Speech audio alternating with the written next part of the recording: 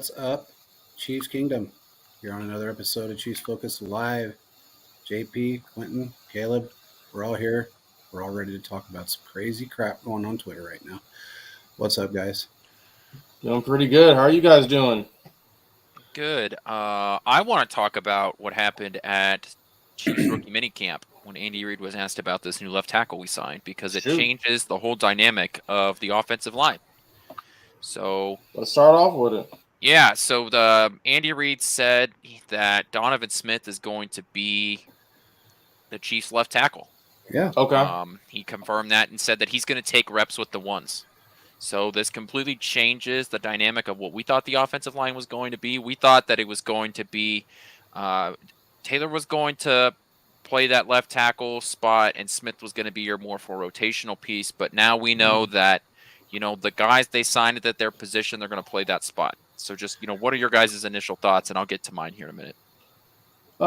This I don't want to real quick. I don't want to toot Go ahead, our JP. own horn, but we said this last week that's what we were told that's how it was going to go down, and that's actually how it's going down. Andy just confirmed what we already knew. We talked about this last week on one of our shows.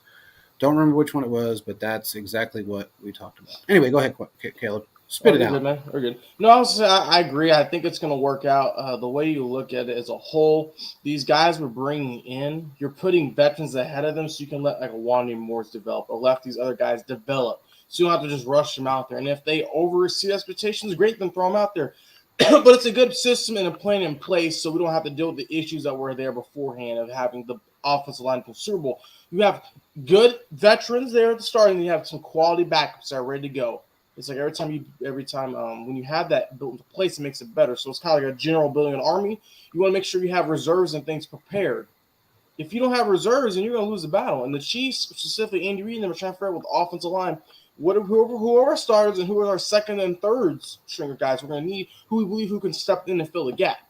I think they've done a really good job specifically on the tackle side of things, trying to figure out that. The interior, you can plug and play a little bit, but with the tackles, it's kind of helped there from that standpoint. I agree. The one thing I will say is that you can't really replace depth, and you can't have enough of it, and that's what he's going for. He's going for the depth, and if you have a guy that you're putting in that position, you're going to try him out. He's already in that position. He's already played that position. We already know that. So he was brought in for a reason. And everybody said, well, why did we pay a right tackle $80 million? That's not what you did. You paid a very versatile player $80 million that can play three different spots. And just think about it from this perspective. Joe Thuney may not be here next year. And if you think he can't play that position, you're wrong, because he can. So that is something that should just be almost a given with this team and the way they're going towards more versatile players that can play multiple positions and having depth. We learned our lesson without having depth. Now we have it. So I think it's a balance. I think it's a great balance, actually. Quentin? Well, I think that this is interesting to me. This when I heard this press conference, it really piqued my interest for a lot of reasons. I'm going to try and simplify some of my thoughts here because I have a lot of them. I think the first thing is that if this was happening in another city, let's say this was the information coming out of Cleveland or Las Vegas, pick a bunch of different NFL cities. I think that we would be asking some serious questions about what the hell the GM is doing. You spend $80 million on a guy in free agency and said, hey, this is going to be our left tackle. We like how versatile he is. We want him to play left tackle. Then you go through the draft and you draft a third string or a guy in the fourth round, that, played some left tackle, played a little bit of right tackle. Generally speaking, it's it's more of a depth piece / developmental guy. We've done this before, not a big deal. Let's move on. Then a couple of days after the draft, you end up signing a guy that has, while in his career has been a decent left tackle. Last year, only played 13 games, had a ton of injuries. and had some reportedly off the field issues, not legal issues, like personal life issues. Today, I heard that from a guy down in Tampa Bay who covers the team, that he's had some sort of life issues down there. So maybe that's why he had as many penalties and just didn't seem to have the same focus. But, if He was this was also any other injured. team, yeah. If this were any other team, I think we'd be having some serious questions about what the hell they're doing, because this seems to be a complete and total flip on the decision they made early in the offseason about what they were going to do with their offensive line. So, with all that being said, I do think that Kansas City deserves some leeway, right, in terms of how they develop their offensive line, just like how, New England deserves some leeway in how they develop their corners, or, pick different teams, just have really different niches that they're really great at developing. And so, whatever they make decisions, certain coaching staff just have really good abilities to work with, certain positions. And Kansas City in the offensive line seems to be one of those positions. So I'm not going to panic or freak out, but I think if we're looking at this objectively, this is a really weird flip.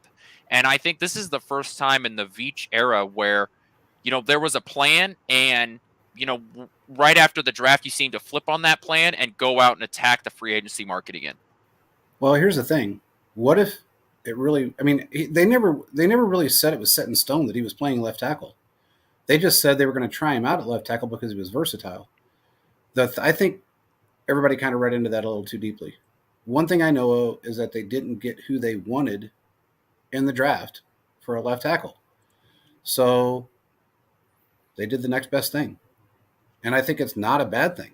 Look, man, this kid, Taylor, is very, very, very versatile. And he can play pretty much any position on the offensive line. So what is better for you to sign somebody now that can take Joe Tooney's spot in a heartbeat next year, or wait until next year and hope you get somebody that can take his spot? You want to have someone in your system for a little bit of time. Exactly. And that's kind of that's what what their Chiefs have plan been doing. was. Yeah. Yeah. They want someone in there for a little bit of time instead of just going out there to the wolves. You're learning Mahomes. You're learning everything, right, Caleb? I mean, that's just kind of how it works. Mm-hmm. He's a different quarterback, man. You gotta know what you look. I mean, we all thought OBJ was going to work out for him, and honestly, Wiley as well. But when you look at it, Mahomes saved his ass more than they saved his ass. So now they got people in there that are going to allow Mahomes to play the game the way he wants to play the game and move forward. And that's just really how it's going to be. I'm not complaining about it. Which, let's go into this will segue into a good thing. A lot of rumors going around on Facebook and Twitter about Mahomes getting restructured. I still have some more. We can talk about this, but I have some other points that I want to make. Oh, well, go ahead. Bring them up. Let's do that, and then we'll do that. Okay. I think this sort of ends the Darian Kennard, Lucas Niang experiment to be a starting tackle. If you're moving Jawan Taylor to right tackle, he's your right tackle. Jawan Taylor's not there's not going to be, I thought heading into camp, there's going to be this huge, debate as to, okay, where's Jawan playing? Is he playing left tackle? Okay, what does that mean for your right tackle? Is Lucas Niang going to be the guy? Is Darian Kennard going to be that guy? I think all of that has ended even before camp started. Unless something egregious happens, you don't sign specifically Jawan Taylor to come in and, if he's not your left tackle, he's guaranteed your right tackle spot. We see what, the contract speaks a lot about what they think of him, right? Kansas City in this salary cap era, and, when you don't have to pay the we're bad tax like Jacksonville had to a few years ago, or Cleveland's had to in the past, you don't do that, you just don't do that in Kansas City. So Taylor's your starting right tackle, and Lucas Niang, I don't think sees the field barring injury this year. And I was wrong on that, because I thought, Lucas had a chance to fight for that right tackle spot. No, I agree with you. I think with all the issues with injuries, I think that's come into play. I mean, Kennard's only been in with the team for 1 year, and JP and I were talking. I mean, it sounded like it took him a little bit to kind of understand things, and also we see the Chiefs are just not going to throw him out there, just throw him out there. So I have feeling with Kennard. Let's see what he can do. Now, on Lucas Niang, that's a little interesting because he took the COVID year off. I think he was coming off a back injury, and he really hasn't produced much. Now, when he has played, he's done well, but he's had injuries. So it's going to be one of those things to see. Are the Chiefs just keep him around as a depth piece? He's going to be cut eventually. So, I mean, there's a lot of different moving parts there as a whole. Well, I'm going to give Tommy the Taco Bell ding because he's right on that. And by the way, Tommy, I apologize. We're going to do Thursday show. Anyway, he's right. That's who they were targeting. It didn't work out. So I think they did the right thing. I think they did what they should have done. I'm not going to complain about it. I agree with you, Quentin. I mean, for the most part, I think that there's still going to be a little bit of a battle as far as who's going to be second up in rotational, in my opinion. Yeah, you're right there. I do think that, now we're in a position of who's the 2 and who's the 3. Exactly. And I think that's where your battle is going to see where you're going to see your battles at, right there. Now, let's look, man. Let's not discount the fact that Donovan may not work out. Okay? I mean, it may not happen. I'm not saying he's a bad player. Look, he's had some issues last year. Most of it was injury. He had some personal issues that he had to deal with that I'm not going to get into. But it's just the fact that people they go through things, and when they do it, or when they do, they have a downtime, whether it be football, baseball, working at McDonald's. If you have a downtime, you have downtime. If there's something going on in your life and it messes with you, it's going to happen, and you may not play up to par. So I would, everybody on Twitter and other social media apps are blasting this whole thing, saying that he's a mid player and all this other stuff. How do you know? How do you know what he is? He's not been in this system. Who cares what he did last year? Who cares what he did the year before? He wasn't with our coaching staff. We've seen this time and time again. Every player that we bring in from another team that has had issues has thrived for the most part, thrived in ours. Tony, we can go on and on and on, but I'm not going to. We have a different team. Exactly. We have a different coaching staff. We have a different culture. With the Bucs, it was all about Brady, what he wanted, how he treated people. I don't know how to express how different we are compared to every other football team. It's a team effort. It's not about just one individual or two. It's a team. There's Absolutely. no I in team, and that's what you see what happens. If there's an I in team, then you're going to be one of the first get knocked out of the playoffs. It's a team effort. That's what the Chiefs have done in this whole Mahomes area because it's built this. You have a strong foundation. They're building the house on a rock, not on the sand where it's going to see building the house, the foundation on a rock. And because they're doing that, over time we're going to see they're just getting better and better and better and better as time goes on. And that's a great culture because you're going to bring in veterans like a Donovan Smith who may struggle at one place, but could come to Kansas City and do the right thing. They can bring in these guys that are undrafted free agents that not people are talking about. It could possibly have your running back 2 or 3 for the future. So it's all about building that foundation and making sure you can build that up over time. And if you can do that, you're going to be in a great position. And when you build your team in a great position, that's the reason why the Chiefs are in the AFC Championship game or the Super Bowl every year, because of the time and effort they put into everything. They're just not working in the season. They're working in the off season. There's Pat Camp. There's probably going to be Pat Camp probably the next month or 2. All these guys are getting together. There's teammates. There's camaraderie. And when you have all those things together, it creates a great, successful organization. Guys who want to be there, who are ready to work. Now you can make the argument some of the people who are not here now took stuff for granted possibly, did not do all they could do. But regardless, that's neither here nor there. You have to work with what you have now. Yeah. And you can get a whole other thing with that. But it's what you have to do now.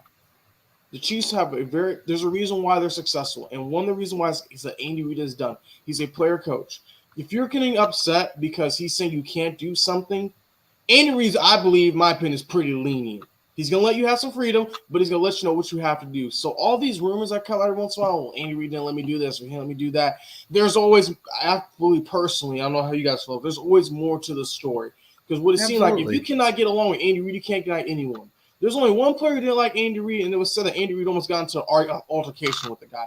Everyone else loves Andy. And again, building your house on the rock, your foundation has led this team to either be in the AFC Championship game or the Super Bowl for the last 5 seasons. We're approaching levels of the Patriots are at. And there's no like that year in between where they're really sucking. They're at least going to the AC Championship game or the Super Bowl. Yeah, and honestly, I don't remember the Patriots doing that the first 5 years. They were like So, in and out. They had like that yeah. stretch for 3 in a row, but they were kind of in and out. And then you could basically break down Brady's career into 2 or 3 different segments, if you will. The beginning years Absolutely. they won a little bit. Then there was like a 10-year period that only like 1 or 2, but they were kind of there. What we have now is Mahomes and them are shattering that. But it is what it is. The Chiefs are continuing to do what they're supposed to do. Quentin, what do you think? Well, I was looking at Tommy's last comment there, and I don't know if I agree with that or not. If you want to put that up there, he says that, on paper we're better at both tackle positions. I don't know if Donovan Smith is better than Brown. I don't know that. We can say a lot of things, and we said some stuff about Brown on here. Now, I will still stand by the things that I said were justified, but the one thing you can say about Brown is he was healthy for every game. He was always there. It's Donovan Smith missed a lot of games last year. Juwan Taylor is obviously a better upgrade of what they had at right tackle last year. Hell But yeah. the left tackle position is still more important than the right tackle, even though that gap is closing. The left tackle is still more important because it is that blindside spot. So even if you have the same level of talent coming off the left and right side on the defensive ends, the left tackle is going to be more important because Patrick Mahomes is right-handed. So I don't know if you can say this offensive line is better. We're going to have to wait and see. The Donovan Smith, everybody that I have heard from, it seems to be that he's probably an average left tackle when he's healthy. But if he's not, or if he plays down to where he did last year, he was a bottom half right tackle or left tackle. So I just don't know how comfortable I am heading into this season again with our left tackle position.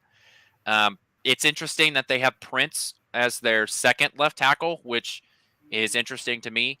Extremely high on him, though. Yeah, They love look, him.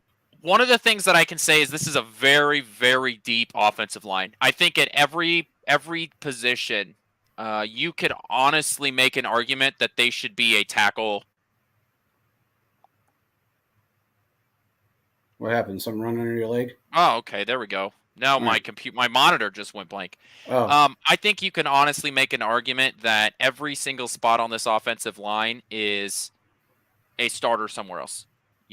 I'll say that this is a very deep room all across the offensive line. So we've got that Absolutely. going for us. But yeah, this Donovan Smith thing, I don't know exactly how I feel about it. Like I said, if this was a move that the Houston Texans made or the Cleveland Browns or the Raiders, like, we would be legitimately asking what their guys do, what their GM is doing, because it just seems to be a flip on what we were talking about 2, 3, 4 weeks ago.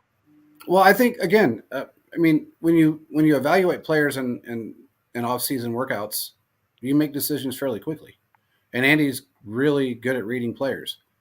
So if he decided that that's what he wants to do as of right now, that's how it's going to go into training camp. But again, things can change in an instant in training camp.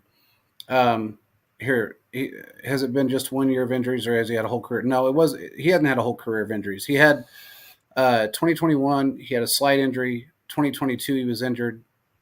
I can't remember if he broke his hand. I don't remember what it was. He had 2 injuries. He had a hand and an elbow injury. Yeah, but elbow other than injury. that, he's been. I mean, I'll give him. He's been a rock star in terms of starting. Right, he started 16 games for his first 4 years and then 15 games in 19 and 20, 17 games in 21, and 13 games last year. So Yeah. I mean, the guy has been dependable in terms of getting on the field. But when your previous year is the last year that you've had 2 injuries, and you're going to a new team, that worries me. I do think it's fair to say that, yeah, I do think that he'll be able to play, but it probably is just an off year for him. But when you're heading into free agency, the contract year is undefeated, and you sign for a team, especially this late. Right, there was a reason why he wasn't signed in the first few weeks of free agency. There was a reason why the Buccaneers didn't want him back. I think part of the reason was they just had salary cap issues, but offensive line there is needed all around the league. It's not just Kansas City. There are a ton of teams with way more cap space than Kansas City that needed a tackle, and he was signed this late into free agency. So there's a reason why he was turned off from other teams. I just think that, we need to be aware that there's going to be a lot of pressure on him because fans post that Super Bowl and all of the conversation about OBJ. Kansas City Chiefs fans probably pay more attention to their offensive line than other fan bases, and there's a chance that he's going to get a lot of crap from Chiefs fans heading into this year because we're going to be really focusing on him. And I think Taylor is definitely a better all-around tackle. He's more athletic and the bigger contract. So Smith is going to get under a microscope. And if he's struggling for the first couple of weeks, I think fans can turn on him pretty quickly. Well, and that's true. I mean, fans can turn on anybody. I mean, they turn on everybody. They turned on Veach during the draft. I mean, for Christ's sake, they turn on everybody. So that's not even. I mean, I don't think anybody really takes much. None of these players really take that to heart anymore. Even Andy and Veach, just like whatever. I mean, when you guys start writing checks, then we'll talk about it. And if you can get us to a Super Bowl, we'll talk about it. But I think they know what they're doing, and I'm not really concerned with it right now. And again, things can change in a heartbeat, so it's not a huge issue for me with what they've made a decision to do right now. Again, it's just we're not even to really OTAs or anything else yet. So we'll know more then. OTAs, either they're voluntary or not, we'll learn what's going to happen. And then training camp will tell you pretty much everything you need to know. So I'm not really concerned with it at all at this point. But anybody got anything else on this? Not on the offensive line. There was some more stuff that came out of a rookie minicamp over the weekend / last week. Like it was reported that Isaiah Pacheco had a torn labrum and a broken hand in the Super Bowl. He's a warrior. And he carried the ball 15 times, had 76 yards and a touchdown, despite having, a torn labrum. That's a shoulder injury. And obviously a broken hand. I don't know which hand it was or which shoulder it was. I don't know if it was carrying hand or, if it was the hand he was stiff arming. I don't remember him getting stepped on or anything, but yeah, I don't know. There was a game. I don't remember. It was towards the end of the season. And it may have even been in the playoffs where he left the field and then came back. And I want to think. Interesting. I think that was when it happened. I was a little nervous when it came out because I was hoping, oh, God. I mean, this is going to be one of those things where, the Chiefs didn't report it, and then it's going to be an issue. But they can't take one to Super Bowl, so no. But they can find us. I don't care. Yeah. They can find. We'll just pay the money. Yeah, but Tommy's right. He is the new version of the beast mode. I mean, this dude, he's unbreakable. I mean, honestly, if you can play through those two injuries and put up the numbers that he put up, that's insane. I'm sorry, but that's just – and plus the fact that he ran so hard. You would have never known he was injured in that Super Bowl. No, that's why when I saw this report, I was like, what? No. I thought it was a typo of wrong name, wrong team. Exactly. I do think he's probably going to miss a lot of the OTAs coming up here, which is fine for him. He had surgery right after, so. Yeah, he had surgery, but, Andy Reid wouldn't give a timeline out, so – there's not a ton of information. I think it's fair to say that he probably misses OTAs because why would you risk it? He's your number one running back. He probably doesn't need a ton of these snaps heading into the offseason. To me, that's interesting because I'd like to see the snap split between Allaire, McKinnon, and some of the undrafted free agents like Dendrick Prince. I'd like to see him because I kind of want to see Prince make this team. So, depending on how they split snaps will be interesting for me, especially because I don't know if you give McKinnon a ton of the snaps because what McKinnon has. Same with Allaire. I'm just not sure how many snaps you give to those guys when you have a couple of undrafted free agents, that'll be vying for those spots. So I just couldn't believe it when that report came out. I was blown away that this dude played in the Super Bowl, had 15 carries and, pass blocking sets with a broken hand and a torn labrum. And I've had shoulder surgery before because I fucked up my shoulder. You feel that constantly. It's not something that just goes away. Oh, absolutely. It hurts so bad. I mean, I've had a lot of shoulder injuries and they hurt. I don't know what else to say. They're terrible. And for him to play through that is absolutely phenomenal to me. I'm blown away. In fact, it was so surprising because nobody knew anything about it. Not one person said anything. And Caleb knows who I talk to on a daily basis, and they never said anything. And I was like, holy shit. I mean, this came out of nowhere. And then I called and I said, hey, was this real? And he said, yeah. Fuck. Why? And then he was the one that said, yeah, I hope it doesn't get us in some shit. And I was thinking, yeah, me too. But do they have to report every injury? Because Tom Brady, when he won the Super Bowl, had a torn meniscus, and he wasn't on the report. I think he got fined for that. I think the Bucks got fined for it because Brady actually mentioned it to him, and I think that might be the difference. Is Pacheco didn't say anything, and that's what it was kind of alluded to me that he really didn't say anything, that he felt like anything was broken or torn. They probably he said it was bothering me, shoot me up, and that's probably what happened. I mean, there's a lot like what we see, and this is one thing I was noticing. A lot of players, when they're on the injury report, there's one or two things, but sometimes you're doing it 3 or 4. Prime example, I forgot who it was, but there was one player a while back who was playing. I think it was Martellus Bennett, and he had like something wrong with his hamstring, torn hamstring, but he was dealing with a shoulder, a left shoulder injury, a finger injury, a knee, and they only reported one thing. So, I mean, it's kind of a gray area a little bit when you look at this as a whole, so. Yeah. Philip said Prince with his speed. Okay. Yeah. I was pretty amazed by it. I mean, I was pretty excited that he it's just like, I don't know if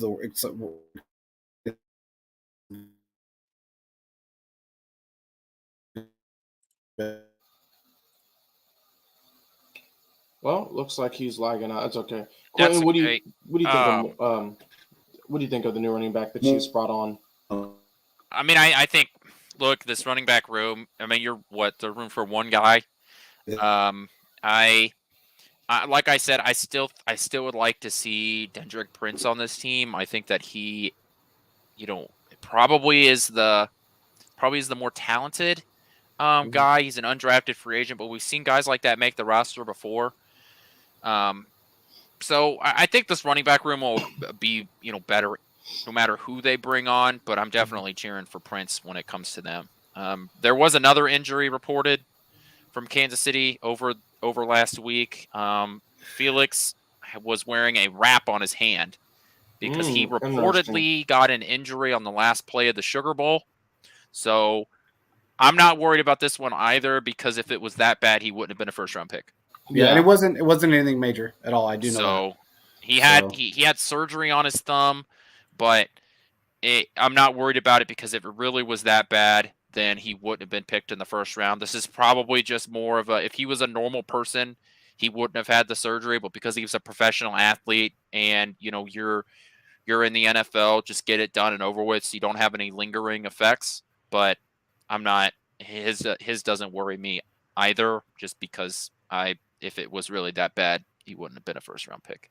Yeah, I agree. I mean, and from what I heard, it wasn't anything major anyway. I want to say it was just it was either a torn tendon or maybe I think that's what I was told, a torn tendon, but nothing, or a stretched tendon, I should say. Brad said today, Jalen Watson say something about his broken hand in the Jags game. He actually did, but they wrapped it and moved on. If I'm not mistaken, they just wrapped it up and moved on.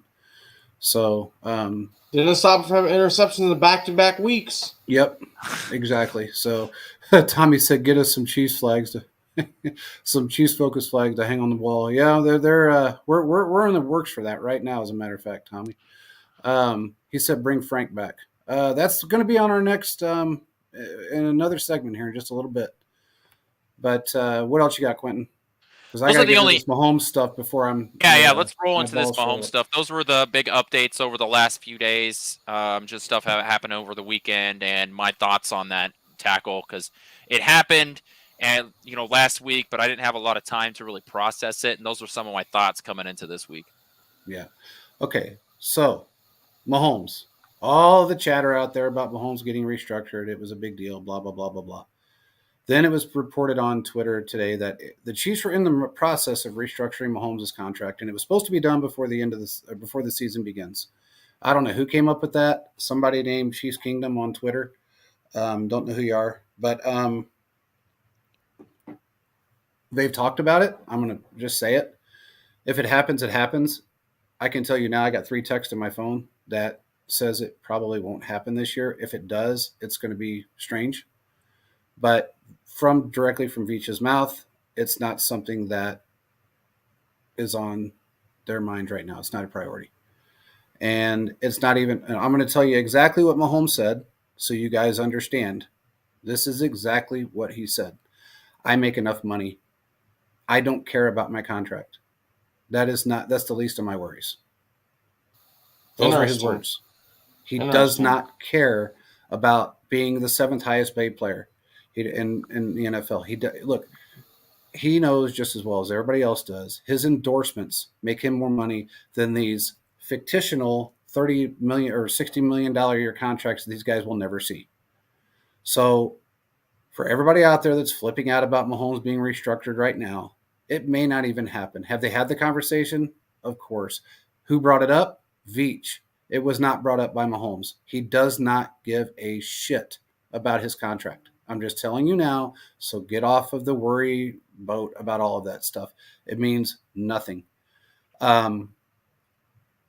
He was very, very emphatic about the fact that he doesn't care. And that is the one he wants thing to win. He does. I He is mean, not the me first guy.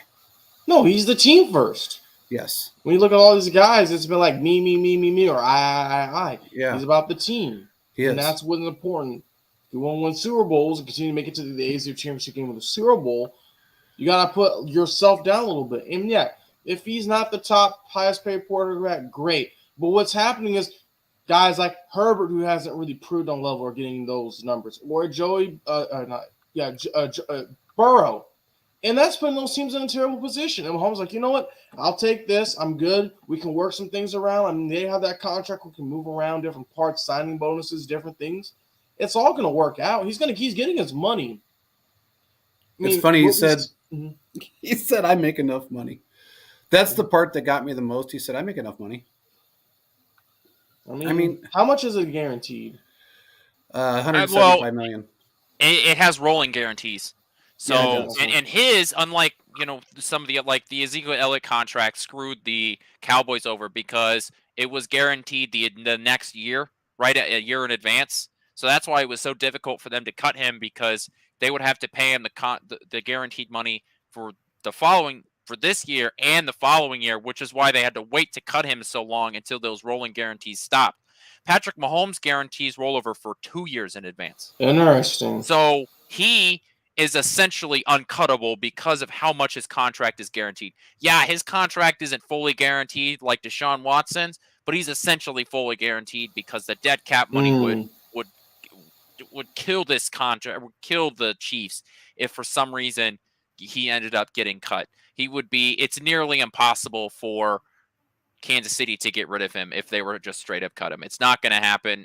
Excluding skill level aside, just the money, the dead cap money you would endure by cutting Patrick Mahomes, the rollover guarantees would be such a pain in the ass to deal with. So, yeah, we talk about how, players want to get their guaranteed money. Patrick Mahomes' contract is essentially fully guaranteed because of the mechanisms inside that contract. Yeah, and here's the thing. When I say he's got 100, what he is guaranteed out of his entire contract, if it was to end today, is $175 million. That's what he's handed, right? That's what he can will be handed. Now, again, it is a rolling guarantee, but that doesn't mean that 175 million changes. It's still 175 million. It's just the way his money is structured and the way this contract was structured. He's basically is a fully guaranteed player because of the way it's structured. But if it ended today, they would have to give him $175 million over probably a 3-year period. But I love the fact, and what Tommy said is absolutely true. And I like this. He said, where's it at? He said, the man has generational wealth. Also, Mahomes saying that should scare the hell out of the NFL. Absolutely. Think about it like this. You got Joe Burrow, Josh Allen, Lamar Jackson, Watson, and then maybe Herbert. We don't know yet what his contract and Hurts. You got to throw Hurts in there. You got and Hurts. All of those guys are taking up between 20 and 30% of the cap space. And it's not going to get any better. You want to go that route? That's on you. And Our Aaron team Rodgers is not, now in the AFC. and Aaron Rodgers. So if you want, and no wait, let's not forget about Dak Prescott, because his contract is monstrous down there for them, especially with his level of play. Because I'm sorry, he's average. They're the ones that are going to suffer in the long run. Next year, Cincinnati is going to pay out the ass. They're going to lose 3 players. There's no doubt in my mind. They have to pay Burrow. They have to pay Chase. When you have to pay those 2 guys what they're going to want, you're losing people. Open that checkbook. People are leaving. And I guarantee you, not one of those guys, neither one of those guys are going to go on a structure deal, on a bonus structure deal like Mahomes is, because his deal is 100% bonus structure ready. Every year we can bonus structure his entire contract if we wanted to, and that means Clark Hunt's writing a check out of his pocket. Well, and that's why that whole 10-year was such a big deal. It wasn't a big deal because, well, it was a big deal because it's a 10-year contract, right? And it's the NFL. We see 10-year contracts in other sports like baseball all the time. But, in the NFL, you don't see something like that. But on top of that, it was a big deal because it allowed the flexibility, right? We've heard the term flexibility be thrown towards the Mahomes contract, multiple times by multiple people, from Clark Hunt to Patrick Mahomes himself, to Brett Veach. They continue to say it because it's true. Because, let's say there's a free agent that you want to sign and you need just $6 million more in order to get him to get him on your team. Well, I can take some of that money and I can prorate it over the next couple of years. So what that means is, instead of giving him that money now, I can take that money and I can pay him that $6 billion this year, but the cap hit of it rolls over the next couple of years. So I can split it out and deal with the money down the road. This is what the Saints have done for damn near every player, which is why they're constantly in salary cap hell, is because they continued to prorate a ton of contracts at once, and they've kicked the money so far down the road that they're now ending up paying the bill. So that's something that Kansas City needs to be aware of, right? Every year you can't do this because you're going to end up in salary cap hell later down the road. We saw that, was it this last offseason, where Kansas City didn't touch any of his money, right? They didn't prorate any of it. Yep. So, Kansas City has been strategic, and whether or not that they've kicked that money down the road. But they can do it, and that's the big part, is that the option is there. Well, here's the thing, though. When you're converting money to bonus structure, it's not kicking it down the road. You're cutting a check that doesn't go against the cap. That's Clark Hunt cutting a check. That's not the team cutting a check. So it's a bonus. It's basically, okay, we're banking that you are going to make your numbers at the beginning of the season. So if we want to cut you a check for $41 million at the beginning of the season, I'll go ahead and write that check out because it's not even going to touch that cap. And that's exactly why it's done the way it was, because I can tell you now, the original contract was a 5-year deal. It was 5 years, $256 million, and 156 of it was guaranteed. That was the original contract. Veach converted it to a 10-year deal. And let me take that back. Let me go backwards.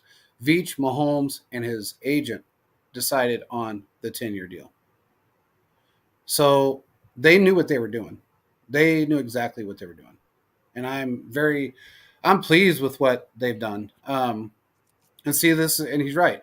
The orchestrator of the New Orleans cap disaster is in Denver now. It's true. Absolutely true. Absolutely 100% true.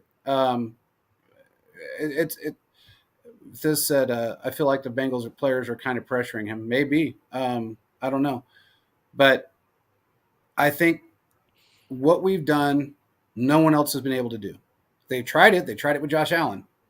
They tried to get Josh Allen to do a bonus structure contract, just like Mahomes to a degree. They couldn't get him to do it. You have to have 2 things in place to do a contract like this. 1, your quarterback has to have faith in the organization. And 2, the organization has to have faith in the quarterback. And there's not another, and you could take all the other 31 teams and take quarterback now, and I promise you, they don't have the faith in the organization. And I can guarantee you, out of all of that, you probably got 28 other teams that don't have faith in the quarterback. It's not going to get done until they can prove themselves that they are a 5-time championship Sorry. host, whether it be AFC or NFC, Mhm. or they win a Super Bowl. That's That's a the good only point. way that's going to happen. And we're not going to see that happen with any of the head coaches in this system, any of the GMs in this league, or any of the GMs in this league. And I'm sorry, but none of the quarterbacks in this league. Because right now, Mahomes is leading the pack in every statistic as a quarterback and beat every statistic besides Super Bowl wins. And he's 5 years into it. Wait until he's 10 years into it. And then we'll see where we're at.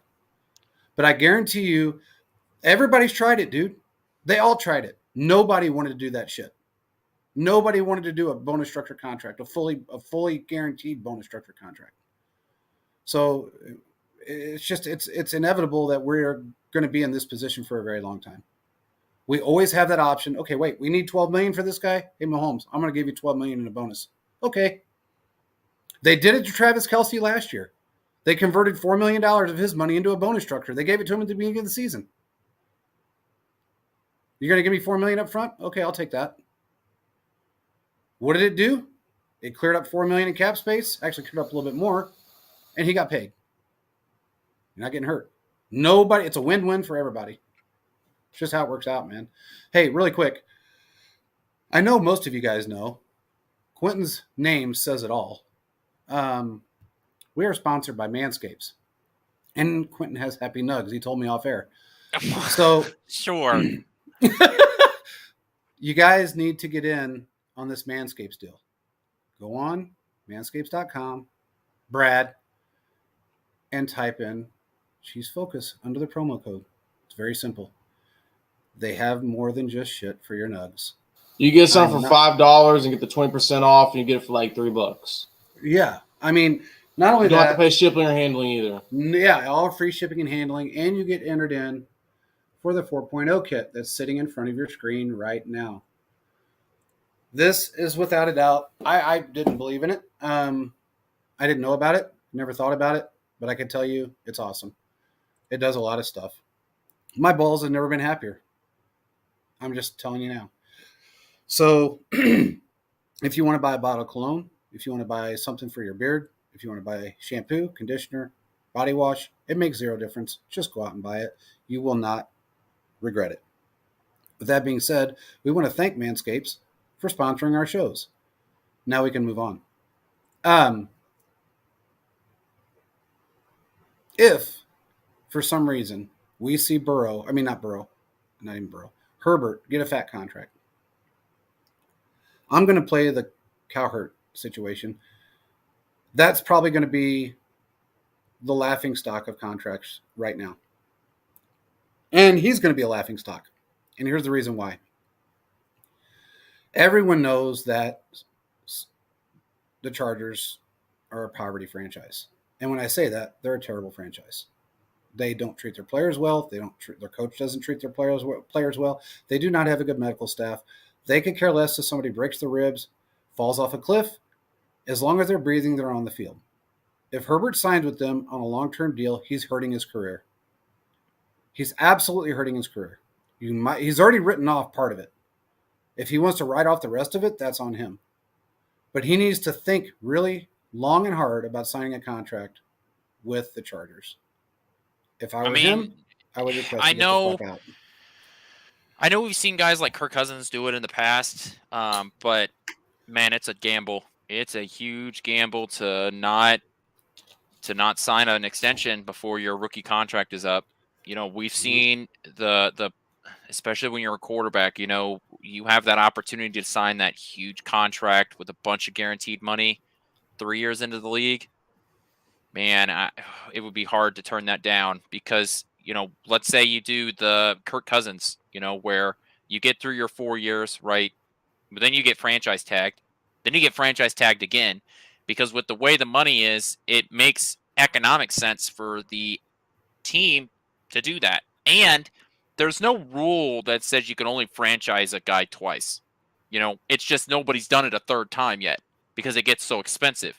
But if these contracts continue to go up and the cap continues to go up, and Justin Herbert, who is a top 10 quarterback in the NFL, maybe economically wise here in a few years, maybe it will make sense to franchise tag a guy the third time. And in all of that, what you're getting out of the maybe in your late 20s, you're finally able to hit real free agency. I don't know, man. I think it would be rough to turn down that much guaranteed money at once. And like we said with the Lamar Jackson scenario, it was, yeah, he was able to finally get his huge contract, but he missed out on a bunch of money early on. And if he would have signed his original contract that he was offered 3 years ago, he would be could have most already of the been way through his extended. second contract. Yeah. So he would have been able to sign a new contract at this point, meaning he's left more money on the table. So, man, I know we talk about how for a guy to just, it's a much easier decision for us to say, hey, you shouldn't sign that contract because, you're going to stay with the Chargers. But, man, that's tough. That's real tough. And I feel like even if he signs a contract, who's to say he can't get a force out? I feel like that's going to happen with Kyler Murray. And once that happens, it's going to be a precedent for any other quarterback. And when we see people be able to do a force out, it'll be better for the league. It sucks for Chargers and their fans and all the things, but Yeah, I the think poor people. Well, Quentin, we did see about 30 Chargers fans, so I was very surprised. 30. I'm being honest. I saw more. Did you drink? Than Browns fans? No, You didn't. You weren't seeing double. no. All right, Were I was you? making sure. No, You because said I'm just you saying I've only seen 6 at the stadium at a home game. No, I'm but just what I'm saying. trying to say, no, you're good, man. What I'm trying Yeah. to say, I think there's going to come to a point where, yeah, quarterback's going to sign the deal, but they're going to be able to force a trade or force a way out. It's ultimately going to be better for the brand. I say take your Yeah. money now. I think once this happens to Kyler Murray, and if this happens, it's going to set a huge precedent. And once that happens, the dominoes are going to fall. If you're not happy, that you're going to force out. Well, here's I what think Tommy what said. we can see here with DeAndre Hopkins, if and only if that happens, it's gonna be that small domino that does a fall till we get to the very, very big domino. Everything comes crashing down. Yeah. Well, looking at what Tommy said, he said Herbert will get the contract and it's going to cripple the Chargers for years to come, unless they get a really good offensive coach. He's Philip Rivers Jr. Here's the difference. I think I agree with what you're saying about crippling the team, but I think it's because they don't know how to get a really good offense and they won't. And I also agree. I think that because they don't really care about their players, it's going to be really hard for them to get a good offense. But I think he's better than Rivers in a lot of ways because he's not a crybaby. He doesn't throw the fits. He doesn't act like a jack off on field. He doesn't kick his feet and stomp and do all the shit that Rivers did every time he missed a pass. I mean, fuck, the guy couldn't even be touched. Oh my God, did you see that? He was held. There was nobody within 20 yards of that player, but he got held. Me and like, dude, Yeah, Yeah. it was always something. So I think Herbert on any other football team, with the exclusion of the Raiders, would be very good. I think he would act. I think he would do as much as this pains me to say. Probably going to hurt Quentin a little bit. He'd do really well with the Denver. I just don't think that nobody has done really well with the Chargers since 2004. They've done decent. They've gotten, if you wrap them with every great player there is, yeah, they're going to do okay. You can't. It's kind of almost inevitable, but you can't get over that hump because of your organization. I think Herbert could win a Super Bowl with another team. And I feel like he's going to hamper himself even longer if he signs a big deal. I get the fact that you get your bag now, but again, think about it. He's been in the league. This is going on his 4th year, right? 4th year? Yeah, he'll be heading into his 4th year because this is the first time he's eligible for a new contract. Correct. So you're take 4 years out of his career right now. Then factor in the injuries and how many he's already had and how many he's going to suffer under that regime. It's actually shortening his lifespan in the NFL by staying with the Chargers. That's how I feel about the poor kid. And I don't want to see that happen to him because I think he is a good quarterback. And I think he has a lot of... Probably the 5th best quarterback in the league. Absolutely. Absolutely. I mean, I'd almost say 4th. But yeah, 5th. I mean, he's very good. He's very smart. He's very humble. And he's learning. Every year he learns. He doesn't take shit for granted. He just continues to learn. And that's something you can't teach. He learned that. I mean, honestly, he reminds me of Mahomes with his mentality. Because he's not a showboater. He's He's not got a that arrogant guy. over my dead body mentality. Exactly. And we saw that in game 2 of last season, right? It was that Thursday night game Yeah. when it was Kansas City, and he hurt his ribs, right? And he left for one play, and he came Hurt. back in and threw that bomb. That was the Yeah. totally like, this is, I'm not losing this game for anything.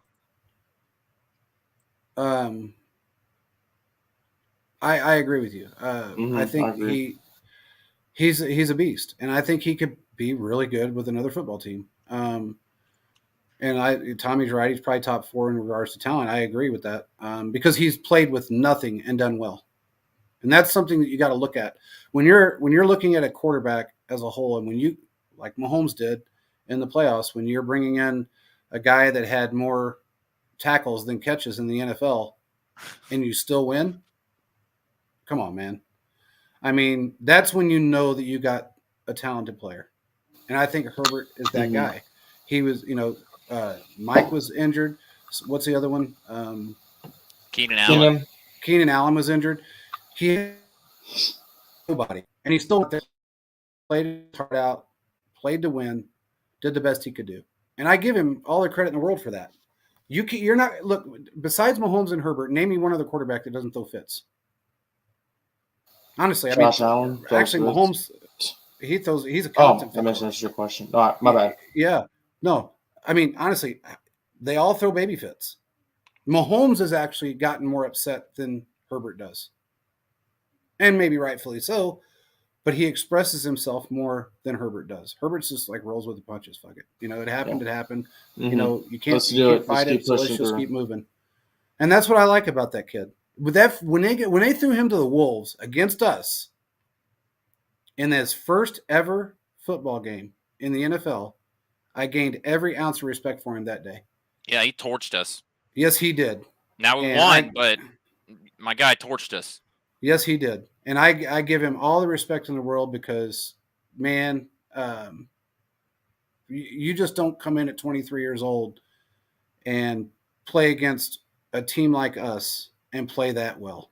I'm sorry, but I don't know. I like the way his mindset is.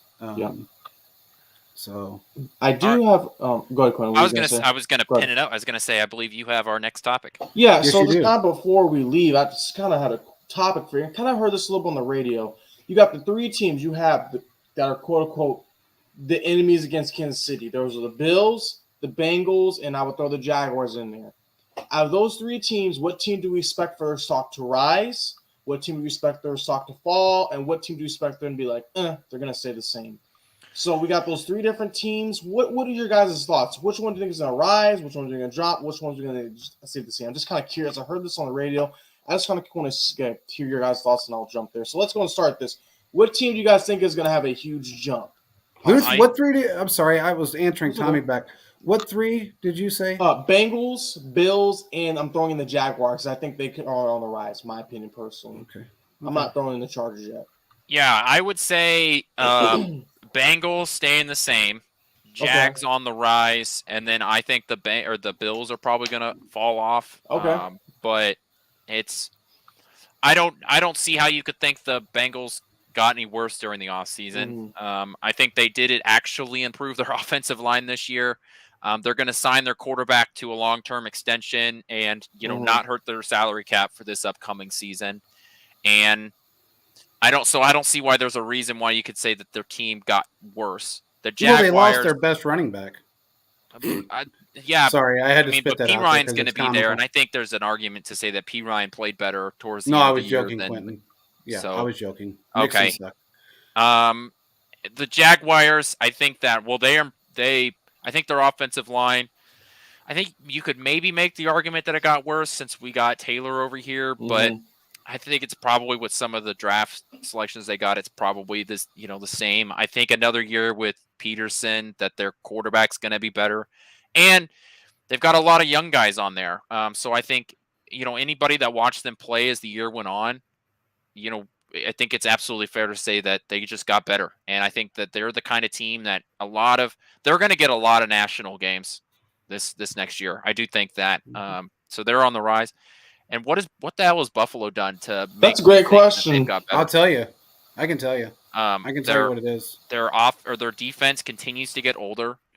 They got a great pass catcher, or what we think is a great pass catcher with the tight end selection in the first round. But I mean, their defense has been part of the staple of that team, and I just don't know how I can stand here and honestly tell you, man, they got better. They just continue to get older. They lost one of their safeties. I just don't think that you can say that. So, when we talked about the Bills over the last few years, we talked like, yeah, here's Josh Allen, but we're like, man, that defense is good. And I just don't see how, when you have a strength of that team has been a defense, it definitely didn't get better. So they're going to fall down. And that's right. Brad's right. That division got harder with Aaron Rodgers. The Dolphins and the Patriots are still there. You can't roll over the Patriots. I don't care who they have at quarterback or whatever. You're not going to roll over a Bill Belichick defense. I agree. I think I'll say it again. Don't be surprised if the Jags aren't in the AFC Championship game. I'm just saying. I wouldn't put it past them this year. I think they're going to go leaps and bounds better than they were last year, and they were already pretty good last year, especially towards that end. That and they're in phenomenal. And they're in a weak division too. They're in the AFC South. There ain't nobody in that division to challenge them for that. Nope. No, now you have to play the teams outside their division, and I think they're going to be a force this year. Don't put anything past those guys. I would say the Bills are probably going to be the biggest drop off, and I'll tell you why they're having so many issues. My guy in Buffalo, and I think I said this on another show, flat out said that the team has lost faith in their coach, and they've also lost faith in Josh Allen. And when you lose faith in both as a group of 53, or say 50, 52, I guess Allen probably didn't lose faith in himself yet, then there's a problem. And I think it's absolutely true. I know it is, because this guy's extremely close to pretty much every player on that team, and they've lost faith. And when you lose faith like that, you might as well just hang that shit up. And I think that's where they're at. And I think, and this is a great point Tommy put on third from the bottom. Did Buffalo pick up a running back in the draft? No. I don't think they did. It's just, I understand what they're trying to do, but we're seeing, and I believe this, if the Buffalo Bills have another lackluster season where they think they're right there and then they get their heart gets snatched out of them, I believe, and JP will put this on there, I think McDermott could possibly retire. There should be some issues and some turmoil. Absolutely. I mean, I think they're at the point like, yeah, they have all these great guys, but it's not molding together. And I would understand. I think, thank you, I appreciate it. I think one thing what we see as a whole, as the Bills have, I will give them credit. I was a Josh Allen fan when they were little guys on the block going against Tom Brady, and I was rooting for them to knock them off. We're at the point where they're basically kind of at the ceiling, and they need something to really like take that hammer, what they need to do to bust through that ceiling so they can get on that next level. But I think with the moves they've done in the draft and also the moves they've done in free agency has really hindered them. And plus that attitude they have in the locker room, they're the best. Okay, you can have the week 4, week 5 championship win against the Chiefs. Take that all day. You know what? Because what matters to me at the end of the day is when the Chiefs end up beating you in the playoffs, in divisional round. Or you lose first round and you don't even get to see the Chiefs. Or the Bengals end up slapping you in the divisional round. 13 seconds, or all these different things. So if we play the Bills, and I told Chiefs fans, if we lose, that's fine, because every single week with these teams like the Bills, the Bengals, the Jaguars are going, even the Texans are going to give you their Herculean effort. And because when it comes to the Bills, they've given their effort, and they're at that ceiling week 4, and that's why we've seen them fall. And they haven't like gotten the quote unquote hammer or to bust through that. So over time, we're seeing is like, yeah, they're having great leaps and they're having great drops. And ultimately, what I believe is that if they have another year that's not good, you're going to see some guys leave. They made some questionable moves, like Von Miller. I understand they want to give him all the money, but what has that really gotten them? I don't understand why they gave him all that money. He's 33 years old. They gave him a 6-year deal, basically a 3-year deal, gave him all that money. They have not improved their positions. They have not gone and got a running back. Trade Hey, for Derrick Henry. Do something. But you guys just have really just sat there. if Von I Miller agree. hadn't blown his knee out, that would have been. I mean, he was on a. Mhm. He started having a fantastic year, and I he still think the blows. Chiefs would have stopped him. I still think, I mean, he won the game Mhm. for them. He yeah, did. he So did. But he was again, a. you're still talking about a guy that they paid $160 million to that's 33 years old. Yeah, I know, but we've seen that pass rushers can last, later into their career. Especially, I think part of the problem was they were just playing him too much. Um, Yeah, they got greedy.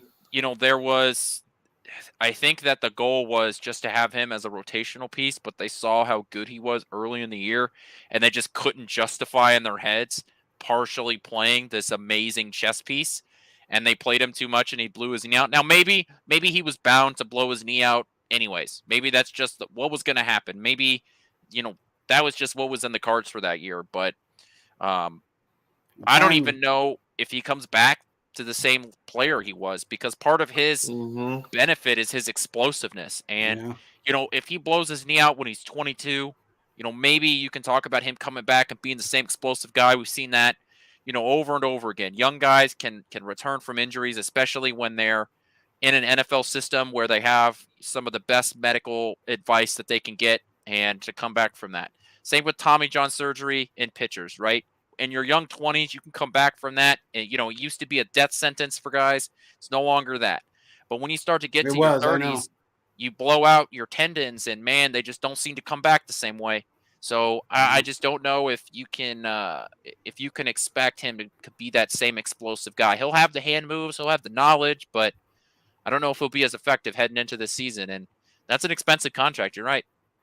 It's too much money. Look, I would if This Vaughn seems hadn't like, been in my hurt. opinion, reckless spending. Well, if he wasn't hurt the year before, Hmm. and I mean he was injured pretty much the entire season. If he wasn't at 33 years old and injured the year prior, I don't know that I would have worried so much about that contract. But he had, I want to say, 3 seasons where he had some type of an injury almost back to back to back.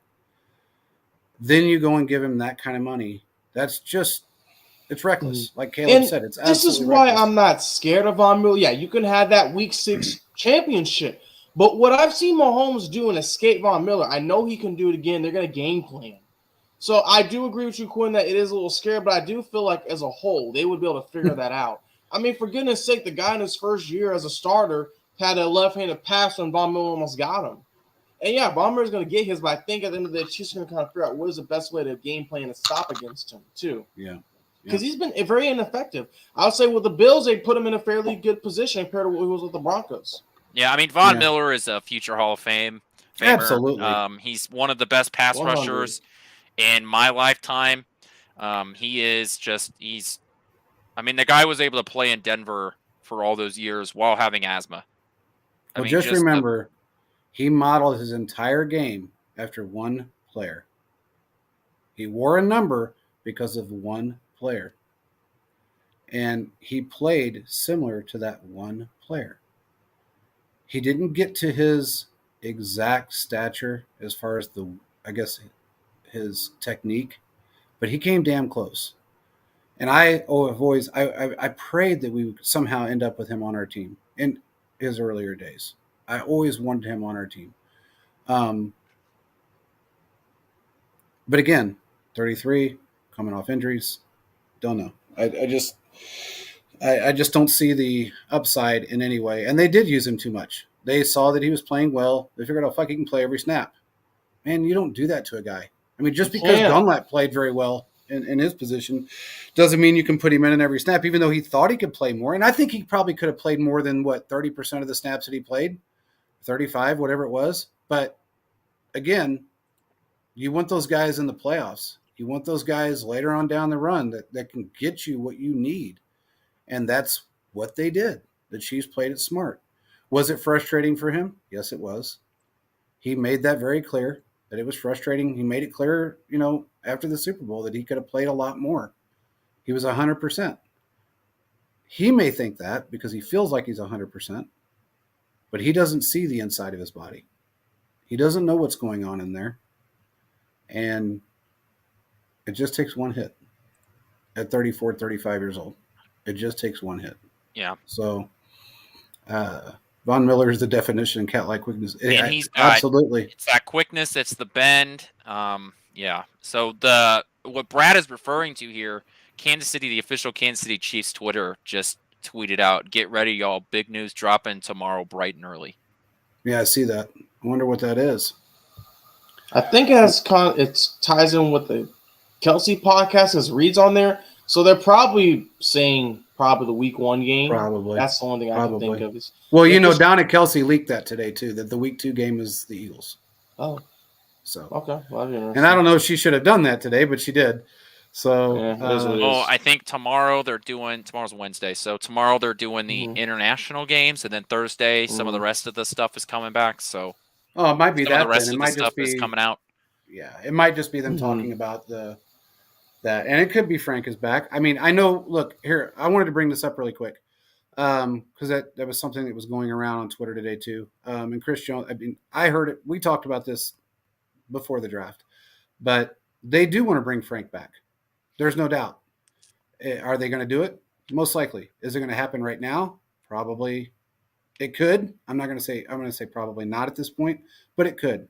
I feel like, as much as I don't want to be wrong on this, but I feel like he could be one of those guys that is signed right at training camp. That's what I feel like. But I can see that. Yeah, it may happen sooner. But again, he's been courted by Thornhill and the Browns. He was courted by Seattle, and he turned both of them down. He wants to come back and play with Kansas City. I want him to come back. I'll just say this. Kansas City's adding a veteran pass rusher before the start of training camp or like the day of training camp. And like they did with Carlos Dunlap. That's going to happen. I can't tell you who it's going to be. I could see Frank Clark. Robert Quinn is still out there. Carlos Dunlap is still out there, right? There's a couple of names and guys that are out there. It just makes too much sense for Kansas City to add one more guy. I think they just want to see what they have with some of these undrafted free agents and what they have in the room before they go out and sign anybody. Plus, the longer you wait, in theory, the less you have to spend on them. So another pass rusher is getting added to this team. I can pretty much guarantee you that. Well, okay, Brad, I will tell you this. I don't think Pennell's coming back. I'm just going to say this. I think I don't want to say washed. I want to say he's tired. I'm going to past his prime.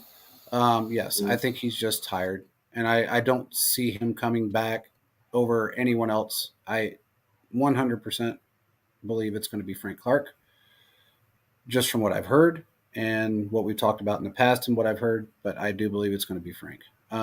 If they bring Dunlap back, it's going to be on a cheap deal as a rotational piece, which I don't doubt that they do. They could absolutely bring both of them back and really not affect them in any way. Frank wants his playoff sack record. He wants to do it with Kansas City. He knows the only opportunity he's probably going to have is in Kansas City. So why wouldn't he come back? Dunlap would love to get another ring. At 36 years old, to come in and look, man, the guy batted down a pass in 16 of 17 games last year. I checked it out. So I would say, yeah, bring him back too. Yeah, Dunlap signed day 2 of training camp. Kansas City got one look at their pass rush room last year, and they were like, we need one more dude. We need help. Absolutely. Absolutely. And also remember, and I know somebody brought this up, but why can't I think of his name right now? Melvin Ingram is still on the board too. He's out there as well. I don't think Kansas City will bring him back, but I know he's out there. I just wanted to throw that out there. But I still think it's going to be Frank Clark, and it could very well be Dunlap coming back as well. They need veteran presence. They need the depth, and they need their play. People can say what there was a big argument on Twitter in one of the group chats today about Frank Clark's, again, with this whole shit with Frank Clark's contract being bad. I'm going to say this for the last time on this show. There was nothing wrong with Frank Clark's contract. You people need to realize that contract was fair market value for a top 3 to 5 edge rusher at the time, which he was. So for what he got and what he produced for us, regardless if you think he needed to get 15 or 20 sacks a year, He produced very well for us, and he showed up in every playoff game, and he helped us win a Super Bowl, 2 Super Bowls. It also So- makes it more difficult to sign a guy when you traded first-round picks for him. That inherently gives leverage to the player, so you're going to pay more than what you probably would have. It's like signing a guy in free agency, right? A lot of times you're going to overpay for a guy because you're trying to outbid other teams. This case, it was you sent 2 first-round picks to Seattle, so And you paid him fair market value. you have to spend a little bit more money to give him that contract. So Yeah, but if you look at the contracts that were out there for the top 3 to 5 edge rushers in the league, they were all comparable. yeah, I just think that people would argue that he wasn't a top 3 to 5 edge rusher. He was ranked one. I mean, he played very well in Seattle, and he was ranked right up there with the best. So, I mean, he had his issue. I can't say issues. He had his illness, and he still deals with that illness. And he did have a little bit of off-field issues. Nothing major. He didn't go out and kill anybody. Didn't stab anybody. He didn't do anything stupid. While he was here, anyway, he got caught with a gun. So what? But I mean, shit. If they pull me over, they're going to catch me with a gun. So what? It is what it is. I have a license. I don't go to California with it. Pretty simple. But it is, you know, people have their things. He went through a little bit of depression, but he had the best year that he's had in 4 years last season. He had a great year. What people don't realize is it doesn't mean because you don't have 10, 12 sacks, it doesn't mean you're not doing your job. He kept that side clean. He pushed everybody over to the opposite side so everybody else could take over. That's part of being an edge rusher. He's still one of the fastest off the ball you will find. The guy is quick. Sorry if you don't like it. He's been a great player for us. I want him to come back. I want him to mentor the young guys. I want him to get his freaking playoff sack record in Kansas City. I want to retire Chief. That's what I want to see happen. He deserves it. He's been through hell in his life, and I think he deserves every bit of it. So, and he's a fucking humble guy, dude. People can say what they want about him. He's humble as hell. I mean, when we interviewed him, he was one of the nicest guys in the world, man. He just treated everybody with respect. In fact, he treated us with more respect than he did the news channel and the Kansas City Star and somebody else that is no longer with the Chiefs. They got burnt. We're going to put that picture up on here. That was the best picture ever to watch to look at the faces of those two guys while we were interviewing him for 10 minutes. And then he walked away and said, "Sorry, I'm out of time." We were the only ones that got to interview him that day. So I love Frank for everything he stands for. He's a blue collar guy and doesn't realize that he's worth the money he's worth. I think he doesn't take it for granted. And that's what I like about him. So he's a hell of a player too. That's true. That is true. So anyway, what do you say you helped seal the line? Yeah, absolutely, Brad. yeah, help with the running game. Absolutely help with the run game. Nobody wanted to go to that side. I don't think anybody really realizes that, but how many times did you see a running back go to that side in the time he was here? Yeah, he may have not been putting a quarterback on his back, but he sure as hell put a lot of running backs in stump mode. I mean, it was like, oh, shit, there's Frank. Oh, boy, there's Frank. Oh, man, why is he Frank here again? Does this dude ever take time off? There's Frank. That's how they saw him. And if you can produce those type of plays, and he played, 99% of the snaps, you're doing okay. Yep. So, you're in a good spot. And here's another one, Brad. Exactly. Look what he did to Henry. He made Henry look like a freaking chump. I'm sorry, but he did. I think that was that game that Henry had, 56 yards? The AFC Championship game, 2019? Came off of like a 225-yard game and had 56 against us. Yeah. The attitude. And that's what he's done. Absolutely. So I don't know, man. I wanted to. I'm glad we got to touch on all these things today because it was kind of an eventful week for Chiefs. Mm-hmm. I know a lot of people are like the clickbait bullshit that's going on out there about Mahomes and everything, and that's all fine and dandy. People need something to talk about. It is what it is. You got the news, the radio guys talking about it. I had a couple. Well, you know who texted me today asking me about it. News guy by the asking me if it was all smoke or if it was just funny money or whatever. It's not even done. I mean, if it happens at all, it's not going to happen this year, in my opinion. I don't think he's going to extend his contract this year. And the only reason if this happens at all is to clear up cap space for the next 3 to 5 years. The only reason why they would extend him right now or restructure him right now is to clear up cap space. And if Veach is doing what he normally does and thinks about the future, then that may be something that happens. But I still don't think it's going to happen this offseason. Mm-hmm. Regardless of what people are putting out there. I could be completely wrong. I just don't think it's going to happen. I've asked, and I was told Veach said that was very low on his priority list. And that's something we can probably even look to the next day or so on the next show's kind of dwelling into that, because I have a feeling with this, we're going to hear bits and pieces of information going to come out as a whole. So that's probably something we can look at later. Yeah. Tommy, you're right. I mean, shutting down the best rusher and leader, yeah, I agree. So anyway, again, we want to thank Man for sponsoring our show. Make sure you guys go on, check it out. Use the 20% off promo code Chiefs Focus. Get yourself something nice. I know Mother's Day is coming up. Get something nice for your wife that she'll enjoy for you. I mean, you're only helping her. I'm just telling you. She may be too nice to tell you that you look like, I'm not going to say it. She may not like the way you groom yourself. Maybe she can't find your shit. I don't know. But do something nice for your wife and clean yourself up. And go to manscaped.com. Clean yourself up.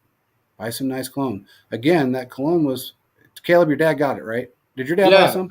So yeah, it was like, I think like $5-7, and the 20% took it off to like I was going to ask him because I know he just bought it just to buy it, but I wanted to know because I heard that it smelled like Aqua de Joe.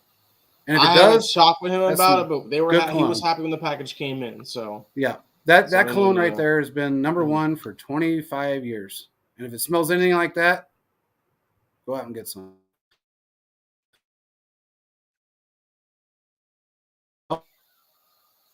We'll talk to you guys again on. Actually, we'll talk to you guys again tomorrow on Fantasy Sports Corporation. So if you'd like to join in, day for sure. And we appreciate everybody for joining again. Peace out, everybody.